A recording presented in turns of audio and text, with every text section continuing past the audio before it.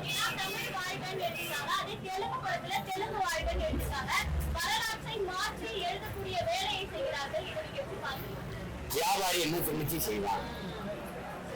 வரலாறா பதிவு பண்ண முடியாது. வியாபாரத்துல நீங்க செய்ய முடியாது.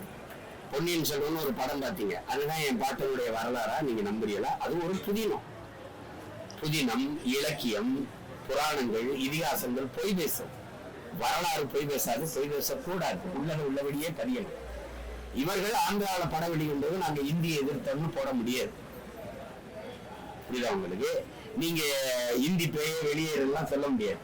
அங்க வட இந்தியாவில போய் இப்ப பேன் இந்தியா படமே ஆக்க முடியாது. இந்த மண்ணில் பார்த்ததோட நீங்க நின்றுக்கணும். இப்ப இங்க பெரியாருன்னு ஒரு படம் வந்துச்சுல்ல, மனசுல தங்கச்சி, ஒரு பெரிய சீர்திருத்தவாதிகள், முற்போக்குவாதிகள்.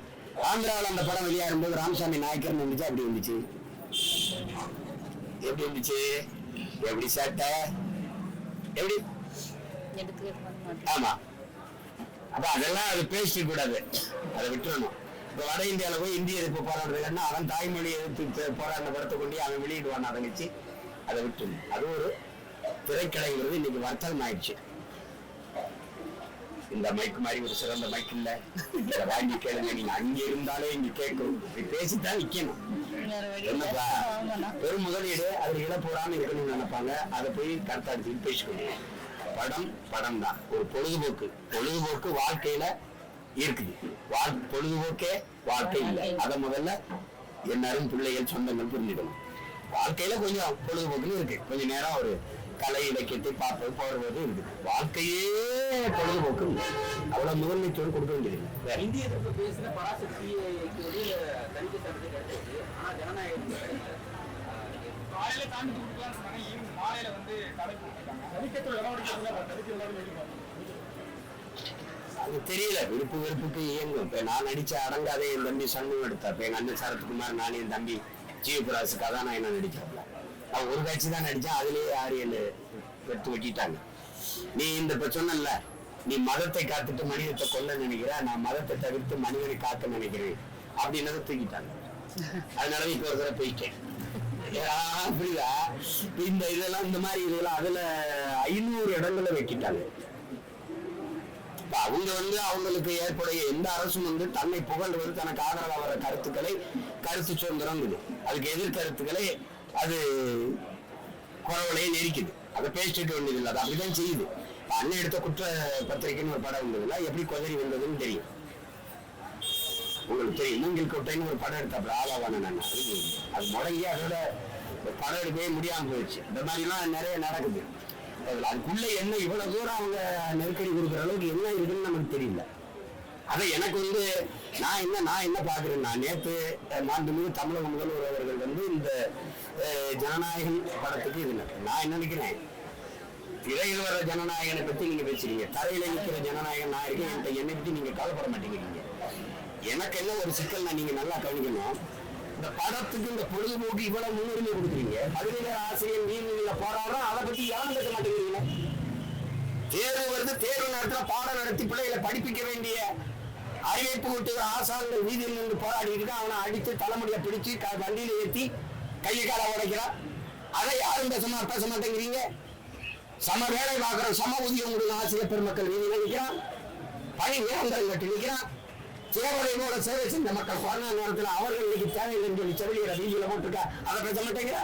இந்த அரசு மருத்துவர்கள் மறுபடி வீதிக்கு வந்துட்டாங்க, ஊதிய உயர்வு கொடுங்க, அதை பேச மாட்டேங்கிறீங்க. இதை நான் கவனிக்காத முதல்வர் இந்த ஜனநாயகம் படத்துக்கு சான்றிதழ் கொடுக்காம இந்த மார்க்குன்னு போடுறாப்புல. அப்ப இது முதன்மையான பிரச்சனையா இருக்கு. நீங்க எப்படி ஆட்சி நடத்துறீங்க? நான் ஈரோடு கிழக்குல உங்களை எழுத்து போட்டுட்டேன், 5 நிமிஷம் அந்த குறித்த நேரத்துக்கு மேல பேசிட்டேன். அதுக்கு 7 வழக்கு என்ன என் பிள்ளைகள் மேல நிறுத்தி 2 நாளை செலவழிச்சு ஈரோடு இன்னைக்கு 7 வழக்கு போட்டிருக்கீங்க. நீங்க 5 நிமிஷம் நான் கூட பேசிட்டேன். ஒரு கூட்ட நெரிசல்ல 41 பேர் மரணிச்சிருக்காங்க. அதுல யாருமே நீங்க முதல் தகவல் அறிக்கையில எஃப்ஐஆர் போடல. எப்படி வழக்காக ஆக்கல? இந்த நாட்டுல ஒரு மனித புனிதன் நீ மறுக்கடை திறந்து குடிக்க வச்ச காலத்துல ராஜாஜியை தொடர்ந்து 6000 பள்ளிக்கூடத்தை 3 பள்ளிக்கூடத்தை திறந்து படிக்க வச்சு 14,000 பள்ளிக்கூடங்களை திறந்து எங்களை படிக்க வச்ச காமராஜர் ஒரு வலைவலிக்கார அவ்வளவு இழிவா பேசுற. நீ அவனுக்கு 2 மிஷின்கள் கண்ணோட 2 போலீஸ் பாதுகாப்பை போட்டு அவனை பாதுகாத்து வச்சிருக்க. அதனால போடல, ஏன் போடல? உங்க துணிவு இல்லாம அவன் பேசுறான். தமிழ் மக்களின் பேரன்பு மிக்க ஒரு பெரும் தலைவனை இப்ப சீமாண்டிக்கு நின்று பேசுறான். அவன் புகட்டாத கல்வி அறிவா சொல்லுங்க. அவன் கட்டின பள்ளிக்கூடத்துல படிச்சுதானே நாங்கள் வந்திருக்கோம். தனக்கு கிடைக்காத கல்வி மற்றவர்களுக்கு நாட்டு பிள்ளைகளுக்கு கிடைக்கணும் படிக்க வச்சவங்க எப்படி நீ இதுவா பேச அனுமதிக்கிற? ஈவாராவை பேசுற தாங்க முடியல. ஒரே நாள்ல 150 வழக்க போட்ட நீ. ஒரே நாள்ல 150 வழக்கு என்ன போட்டாங்களா சொல்லுங்க. போட்டாங்களா இல்லையா? அப்ப என் தாத்தனை பேசும்போது என்ன வேடிக்கை பார்த்துக்கிறீங்க நீங்க? என் தாத்தன் முத்துவாங்க உமனேஸ்வரன் பேசுறா, நீ வேடிக்கை பார்த்துக்க. அப்ப நாங்க வெளியூண்டு போயிட்டா நீ எதுக்கு என்ன யாரு நீ போலீஸ் பாதுகாப்பு கொடுத்துக்க? ரெண்டு துப்பாக்கியோட 2 காவல். யாரு காசல் கொடுக்குற? யாரு விடுதலை போராட்டங்கிறானா சொல்லுங்க. யாரு இந்த நாட்டுக்கு என்ன சொல்லிருக்கா சொல்லுங்க. இல்ல விஞ்ஞானியா, இல்ல சட்டமன்ற உறுப்பினரா, பாராளுமன்ற உறுப்பினரா? யாருங்க? எதுக்கு அவருக்கு மக்கள் காசுல அவருக்கு நீங்க அரசு 2 காவலர், ஆயுத ஏந்திய காவலர் காவலுக்கு வச்சிருக்கு? எனக்கு விளையாட்டு இருக்கீங்க நீங்க. உங்க துணிவு இல்லாம அரசு அதிகாரங்களை பாதுகாக்கிறது அவன் பேசுவானா? பேச்சுக்கு நடமாடிட முடியுமா? என்ன விளையாட்டு பண்ணிருக்கீங்க நீங்க? நாங்க மானம் கட்டு போயிட்டோம், திருப்பி வந்தா நாங்க ஓட்டு போட்டுவோம் உனக்கு. அந்த திமிரதான் நாங்க பேசுறேன். ஏன் அவன் மேல எஃப்ஐஆர் போடுறீங்க?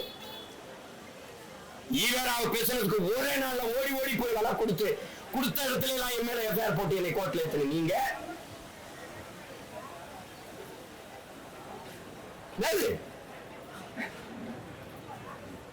ஒரு தேசிய பிள்ளைகள் எழுச்சி விடுகிற காலம்.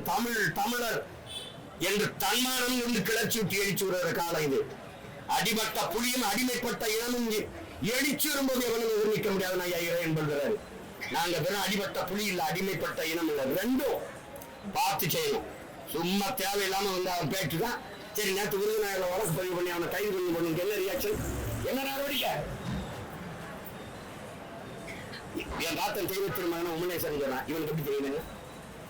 உங்க வீட்டு பெண்களை அனுப்பி வச்சுக்கலாம். சேட்டாதானே இது. ஏண்டா 4 சோத்துக்கு நின்றுட்டு என்ன வேணாலும் பேசி நீங்க என்ன வெட்டுறீங்க? உங்களை அந்த அரசு அதிகாரம் எத்தனை நாளுக்கு அந்த அதிகாரம் இருந்துடும்? எத்தனை நாளுக்கு?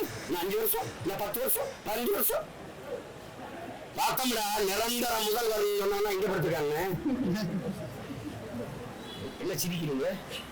நிரந்தர முதல்வர் என்ன? வான நிரந்தரம்டா, கடல் நிரந்தரம்டா, மலையை நிரந்தரம் வெட்டி விட்டுட்டா நாய். மலையை நிரந்தரம் இல்லை.